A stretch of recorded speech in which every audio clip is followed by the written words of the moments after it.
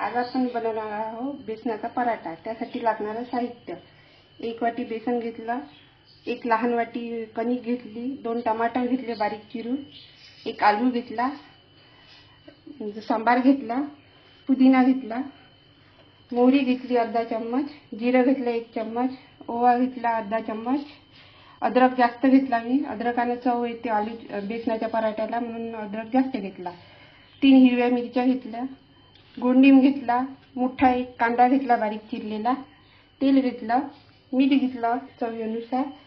आता आपण हा आलू छिलून घेऊ आणि मिक्सर मधून बारीक करून घेऊ। आलूची पेस्ट आता आपण मिक्सर मधून काढून घेतली आहे पहा अशी कच्च्या आलूची पेस्ट आहे। 1 कच्चा आलू घेतला। आता हे आपण चाळणीने गाळून घेते। त्याच्यात जर काही जाळा आलू असेल तर तो निघून जाते।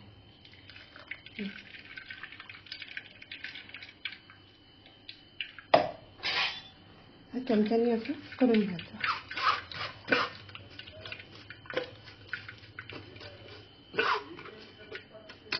पॉटमध्ये पाणी टाकायचं थोडंसं आणि ते हलवून ते पण याच्यामध्ये टाकून द्यायचं।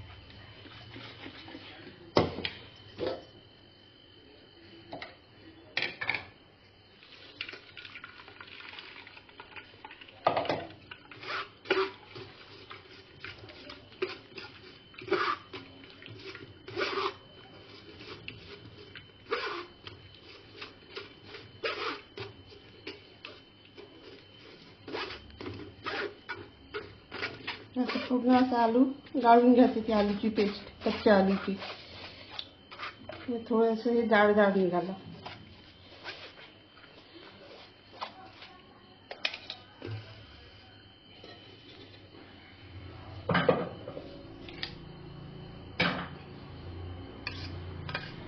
आता याच्यामध्ये आपण बेसन टाकू 1 वाटी,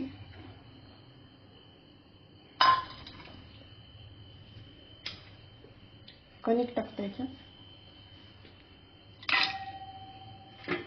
टमाटर,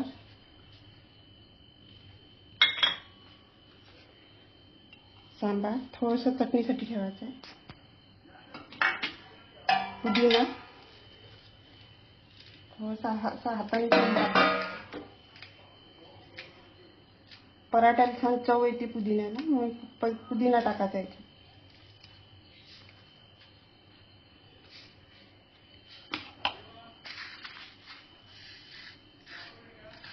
मोहरी थोडीशी, जीरा अर्धा चम्मच, ओवा अर्धा चम्मच,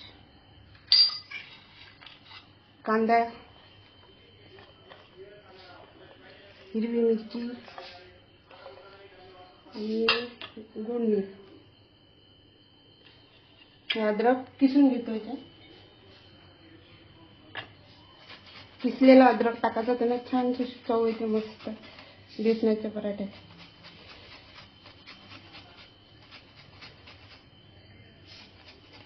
अद्रक जास्त टाकल्याने छान लागतो तो पराठा, जास्त अद्रक पाहिजे।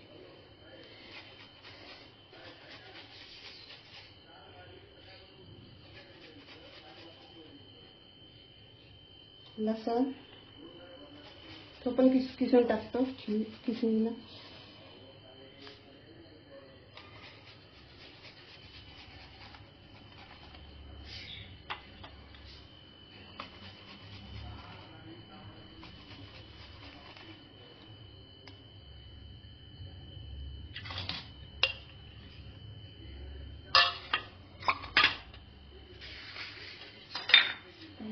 लाल तिखट पराठा चांगला लागतो बेसनाचा। 1 चम्मच तिखट टाकतो, अजून थोडंसं अर्धा, हळद अर्धा चम्मच, धने पावडर 1 चम्मच,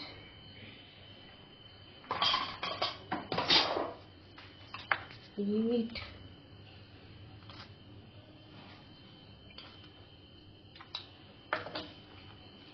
पाणी थोडं थोडं टाकत जायचं याच्यात, एकदम पाणी नाही टाकायचं, एकदम पातळ पण नाही झाला पाहिजे। हे जे आलूची पेस्ट टाकली होती आपण कच्च्या आलूची करून, त्याला थोडं पाणी सुटलं आहे।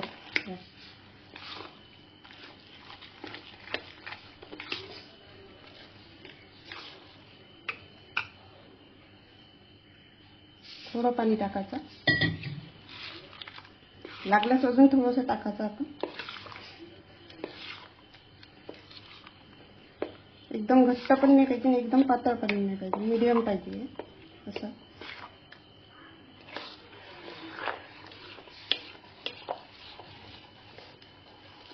असं मस्त काढून घ्यायचं चमच्याला घुटून. गॅस पेटवू आपण. तवा चांगला गरम होऊ देऊ.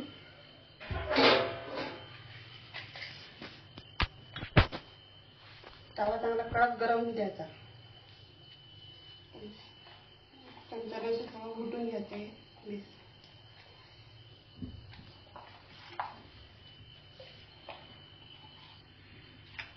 तवा गरम झाला म्हणजे पराठा तव्याला चिपकत नाही आणि चांगला निघतो.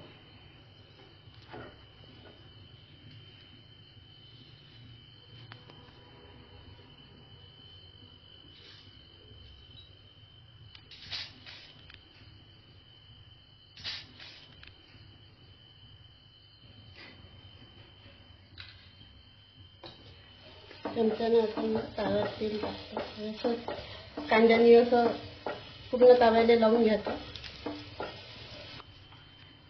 आता मी याच्यात काढून घेते भांड्यात.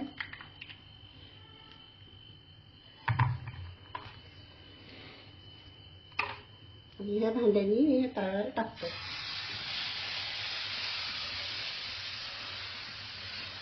म्हणजे मस्त असा तो पराठा गोल होते.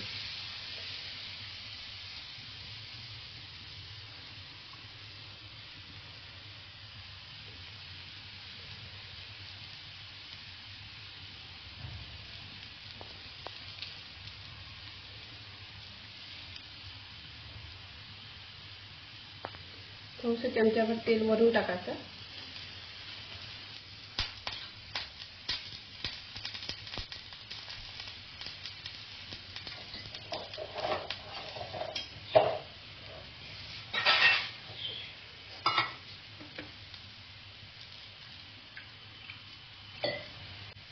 चांगला गरम होऊ द्यायचा तो पराठा होऊ द्यायचा याच्यात तव्यावर. त्याच्यानंतर काढायचा तो पराठा. तर तोपर्यंत हात काढायचा नाही. तो नाही तर कसं तो तुटून जातं. पावा कमी जास्त जास्त पलटून घेते.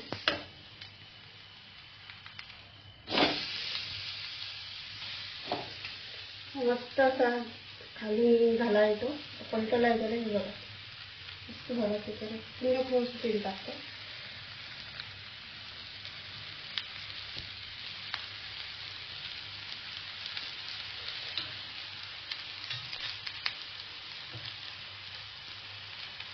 वरची साईड पलटवलीचे ते खाली उभू द्यायची.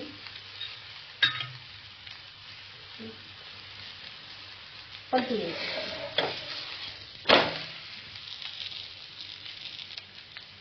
मस्त असा हा पराठा झाला आहे बेसनाचा.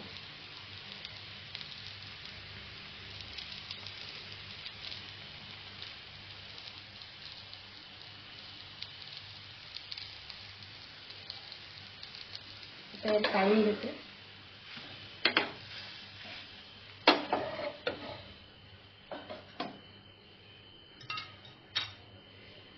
पुन्हा बनवते. पुन्हा कांद्याने तेल असं तव्याला पसरून देतो. म्हणजे तो पराठा तव्याला चिपकत नाही आणि तेल पूर्ण तव्याला लागते.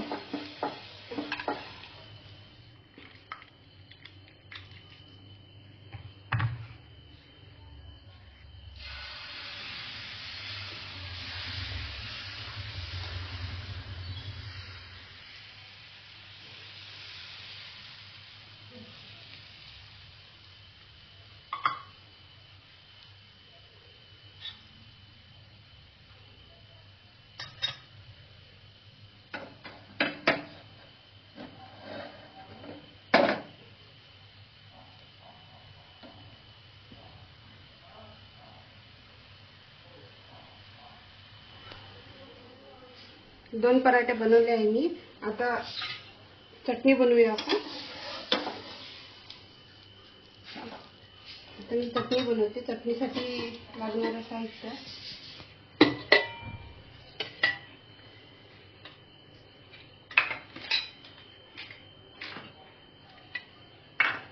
दही घेतलं मी,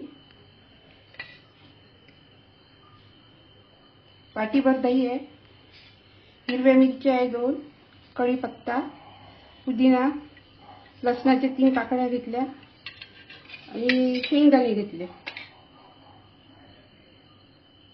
शेंगदाणे, सांबार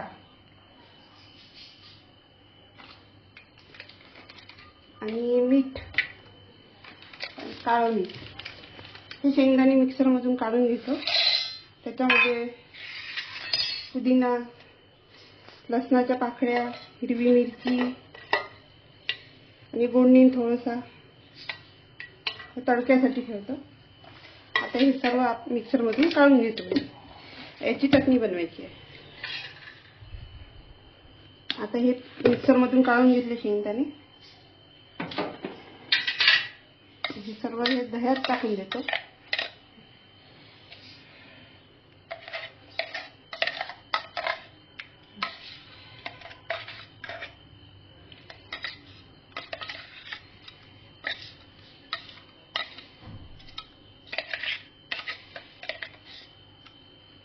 दह्यात टाकून दिले.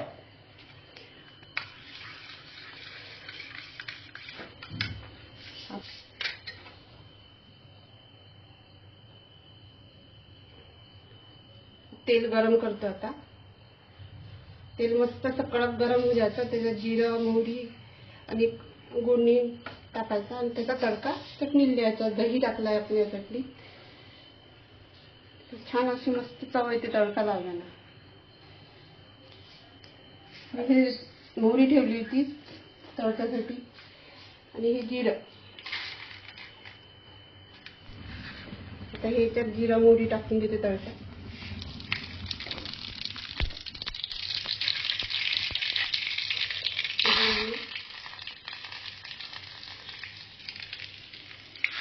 मस्त तडका झाला हा.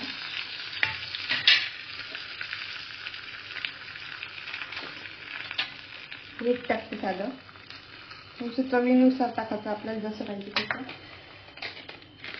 काळं मीठ, काळ्या मिठानं मस्त अशी चव येते. थोडंसं काळं मीठ पण टाकायचं त्याच्यात.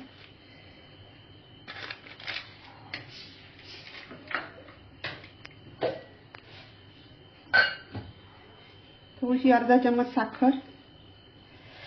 साखरेनं असे आंबट गोड चव येते. मस्त अशी चटणी लागते ती साखर टाकल्यानं.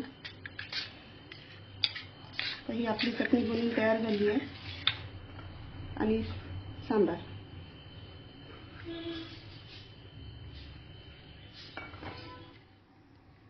बेसनाचा पराठा बनवून तयार आहे. त्याच्यासोबत खाण्यासाठी ही चटणी बनवली आहे. खूप टेस्टी लागते आणि हा पराठा पण खूप टेस्टी लागते. तुम्ही पण बनवा आणि खाऊन पहा. आणि रेसिपी आवडल्यास लाईक करा, शेअर करा, सबस्क्राईब करा.